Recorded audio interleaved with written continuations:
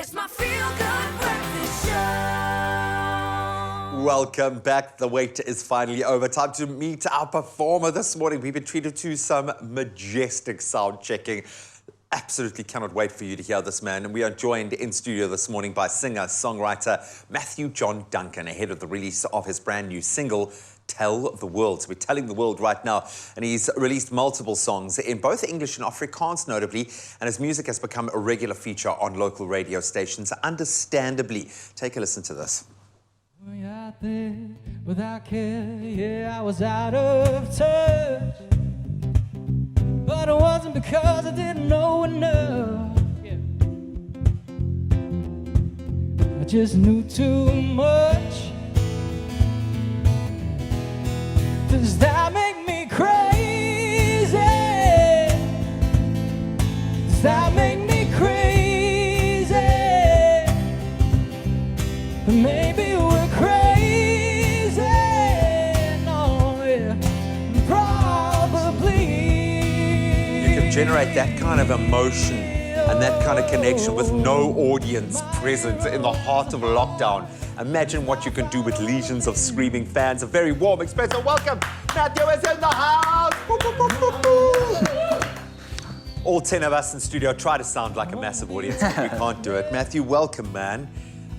First of all, I've got to check in. How are you? I would imagine the last couple of years, pretty crazy. As an artist, how are you doing? Yeah, first of all, thank you for having me. It's a pleasure. Absolutely. Yeah, it's been lekker. it's been tough, but I mean, we've all gone through it, so my problems aren't bigger than anyone else's. So yeah, it's been lekker, man. Maybe you've hit the nail on the head there, that everyone has gone through this as one shared experience. One thing I will say is that the artists that I've been lucky enough to connect with, everyone's written new music. Everyone has redefined themselves. Everyone's held up a mirror and rediscovered their drive for music. Has this period changed the way that you see your music, approach your music? Has this been like a creative opportunity now that you've had time to just breathe and be creative? How do you feel about where your creative mind is after the last couple of years? Yeah, I think for me personally, I don't know, I can't speak for all the artists, but for me it was definitely everything you just mentioned. I solely focused on writing music and just getting better at that. I mean, I could get lost in writing music. Like that's like my one thing that I really enjoy, like more than the others, but don't tell the other one. So yeah, I think we all try to get something we could devote our lives to. Yeah, and course, I could definitely devote my life to writing music. I don't know if that's sad. Well, I'm going to ask you to it's, please do that. Please do that. Spend the rest of your life and your considerable talents, my friend, writing and performing music.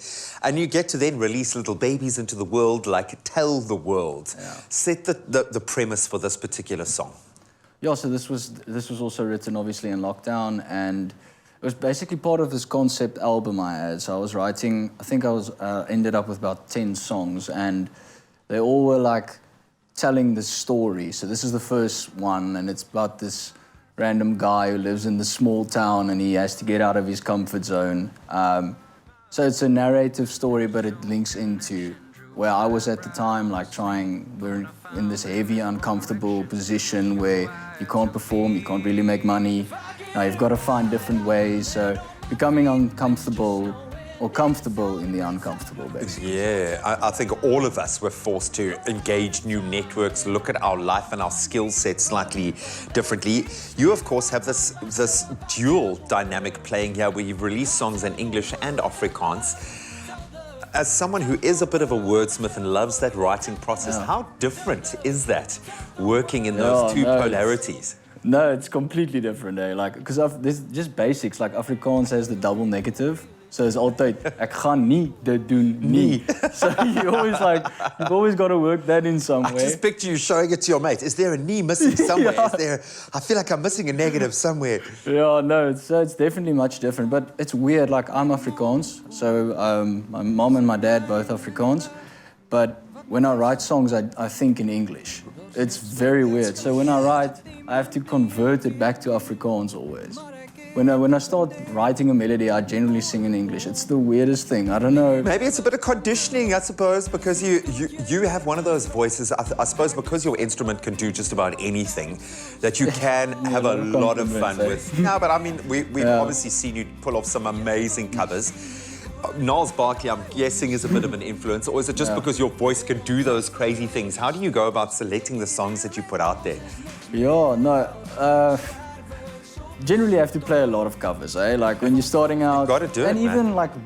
like really well-known acts, like covers are amazing. So just making it your own, I think that's the thing what I look for. If I can make it my own, and if I like the song, that's basically that's the premise of it. Yeah. If you love it and have an emotional connection, we will. We've heard, I don't want to reveal too much, but we've got a little Tracy Chapman going on in just a moment. That situation is happening live, buddy. You've got an amazing voice, but your mindset is incredible. So I cannot wait to share this gift with the world. He's not going anywhere. You must not move a muscle. Performances coming from this gem in just a moment.